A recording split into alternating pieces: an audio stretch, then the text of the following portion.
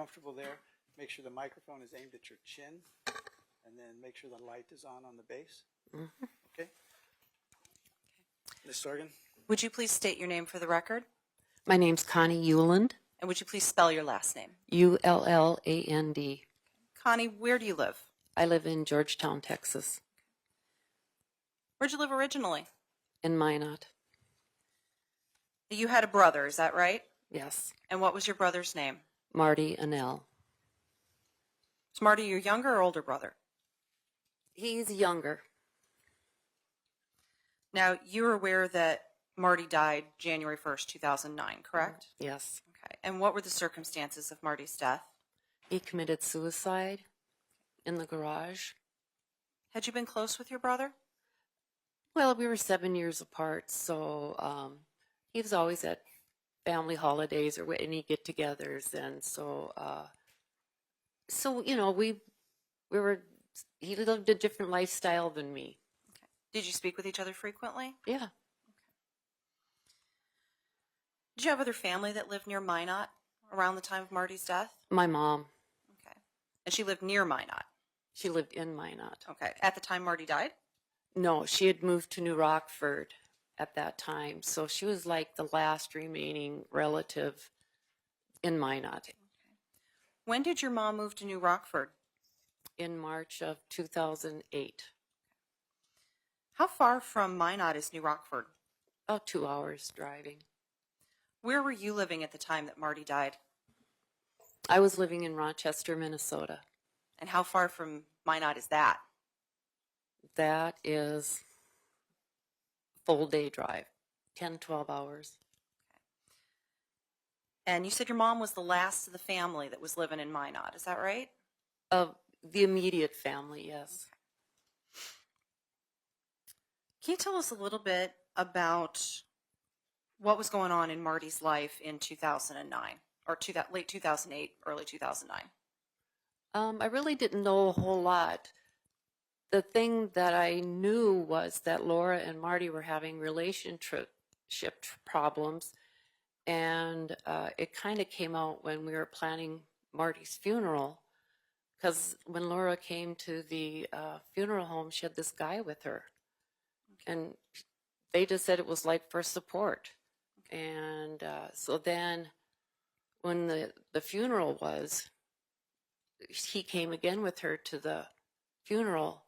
And then I finally said to somebody, do you know who this guy is? And she says, that's her boyfriend or her new, whoever she's going out with. And so I'm like, oh, poor Marty. He's losing, if they separate, he's losing his home, his job, and his girlfriend. Now, why would he be losing all three of those things if they separated? Because they both worked at the apartment complex. So they lived in an apartment there. That was his job. He was the maintenance man. And he would be losing his companion. How long had Marty and Laura been together? About 10 years.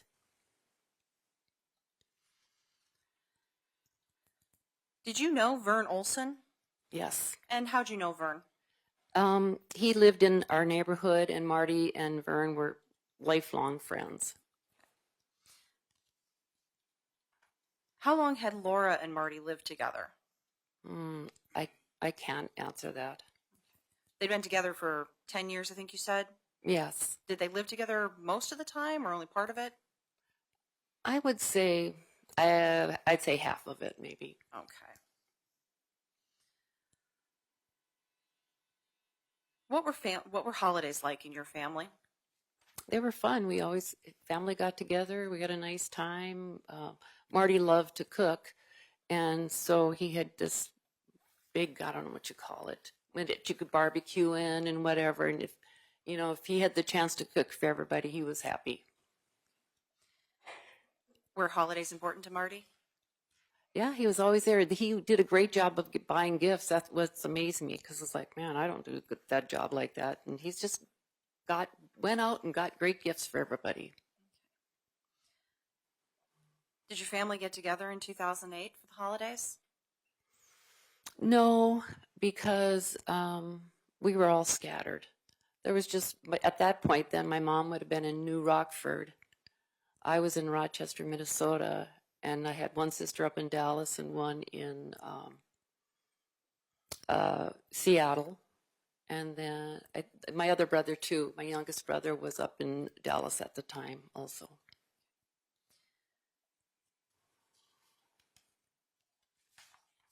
Was Marty a hunter? Yes. Okay. What did he hunt? I know he did bow with turkeys, and I think he did deer hunting. That's all that and he liked to fish. Okay.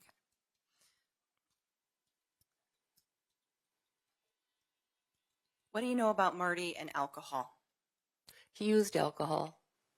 Could you be a little more specific? He probably drank too much. Is there a family history of that? Yes, we have a family history of alcoholism, and then there's been other suicides in our family. It kind of seems like it runs in our family line on my dad's side. So there's a family history of suicide as well? Yes. Okay. Can you be a little more specific as to certain family members that have committed suicide? The first one was in 2007. It was our niece, my sister Jeanette's child. She was bipolar, and she had tried several times, and then she was successful. So that was the first one. And then Marty was the second one. I think Marty just didn't know where to go, what to do, and it just was the final straw for him. So he committed suicide January 1st, 2009. And then my sister, she committed suicide. It was her daughter that committed the first suicide. And Jeanette was in such traumatic situation. She wasn't even functioning very well. She had a very, very good job, and she had to lose that, and she committed suicide too. Now, the niece who committed suicide, what was her name? Beth Bonagovsky. And what was Marty's relationship like with Beth? He was an uncle, and when we see each other, he'd like to always joke around with the kids or tease them a little bit. Would you say they were close? Not that I'm aware of. Did you ever talk to Marty about Beth's suicide? No.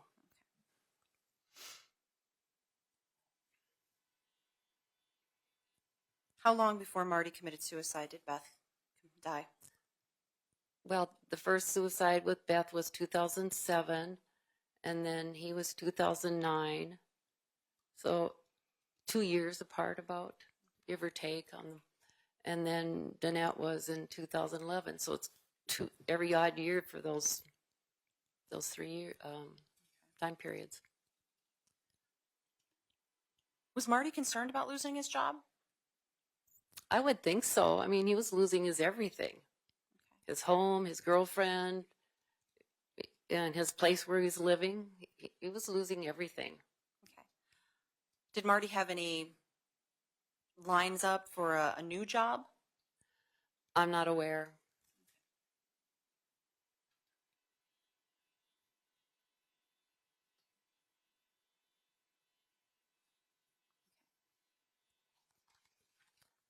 I have nothing further, Connie. Thank you. Okay. Mr. Sand, do you have any cross-examination? Sorry, ma'am. Oh, ma'am, you're not done. Okay. Thank you. Thanks for staying, Connie. You're welcome. And thank you for coming up here today. No problem. Now, you did an interview. I want to make sure I got the date right, but it was back in 2022 with Detective Carmen Asham and Kelly Sigler from Cold Justice. Do you remember that? Yes. Okay. I know it was a little bit ago, it was a couple of years ago, but do you remember the contents of that interview, what you guys talked about? I didn't even know about this murder case, and so I was kind of shocked when I heard about it. And they just asked me about Marty. I just talked about things that, whatever she asked me, I can't remember all the specifics. So you didn't even know about that there was a murder involved with Marty being there, first person on the scene? No. He never talked to you about it? I never talked to Marty a whole lot. Because we were just different lives, lived in different areas. So you weren't that close? No.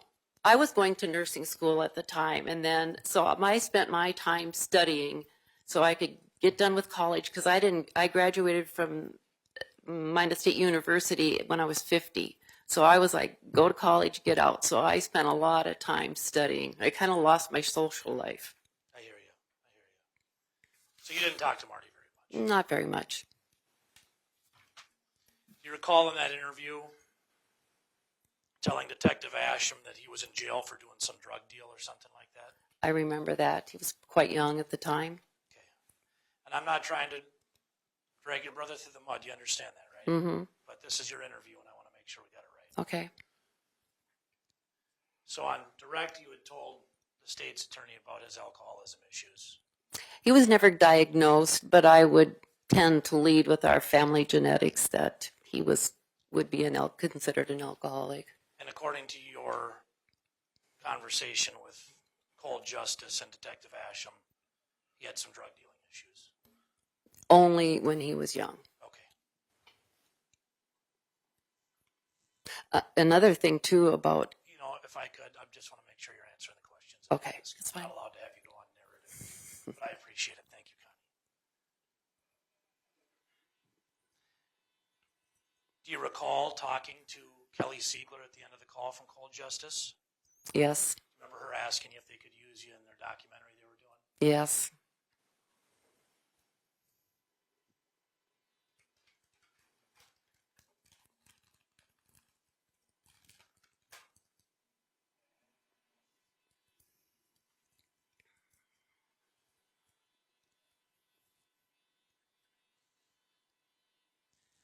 Now, you talked about Laverne Olson on direct as well. Mm-hmm. And there was some testimony earlier about Laverne and his conversations with Marty. Were you close with Laverne?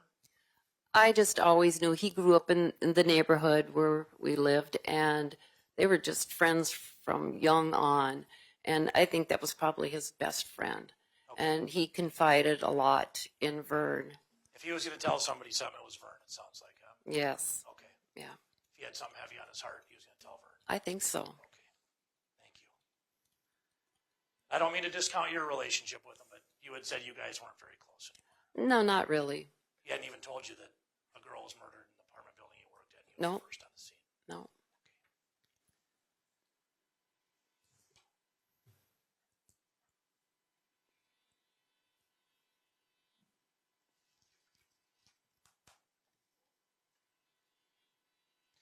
Safe to say you don't like Laura Knapp very much. I liked her because she was a great companion for him until when I found out at the funeral that this guy was. She doesn't sound very trustworthy to you, does she? No. Okay, thanks. Objection. The objection is what, Ms. Sard? Characterization. Overruled.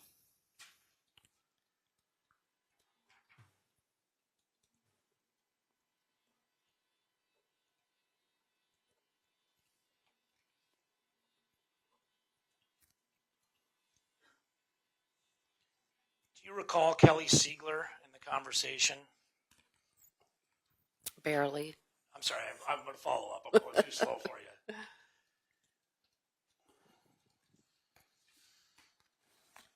Do you recall her saying they were just calling you to try to clear your brother's name in this investigation? Yes. Yeah. She said, trying to call you to clear your brother's name. Is that right? Is that what it says on the interview? I can show it to you if that would help you a little bit. Yeah.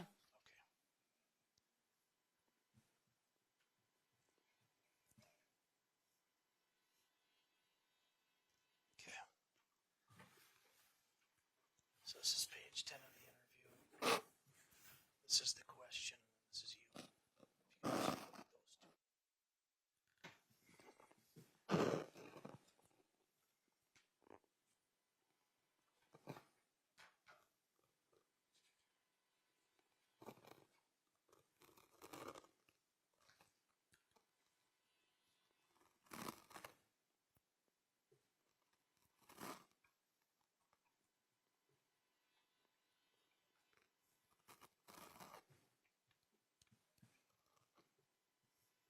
Okay, I read that. Yes, that. Does that sound right? Mm-hmm.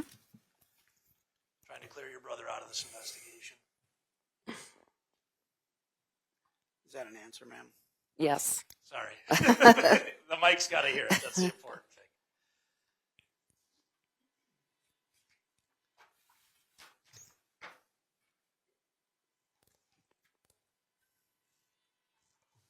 Connie, that's all I got. I appreciate you. Thanks for coming out. Thank you. Oh, Connie, I just have some Connie, redirect. please. Thank you. Sorry, I know you're really eager to get going. You have a flight to catch? Sorry. No. Sorgan, do you have any redirect, ma'am? I do, Your Honor. Connie, Mr. Sand asked you about some drug deals when Marty was young, and you said, or at some point in time, you said that that was when he was real young, right? Yeah, like probably late teens, early 20s. How old was Marty when he died? He was 46.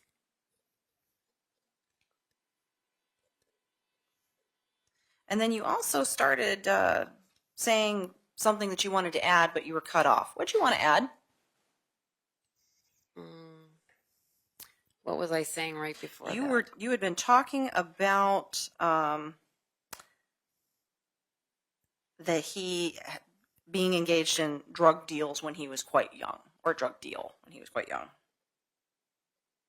Yeah, and I know he served some time in the Ward County Jail.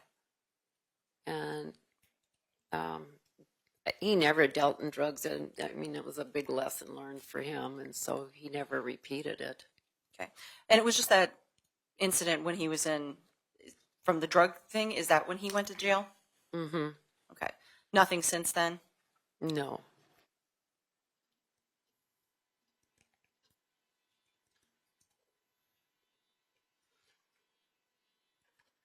All right.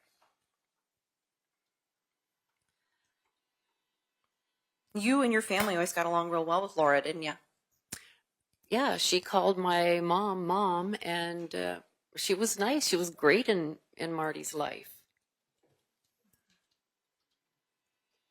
Okay. Marty loved her very much, didn't he? I think so. He did. I mean, they were just tight as you always saw them together. Okay. So what would losing her have done to him? I think it would have crushed him.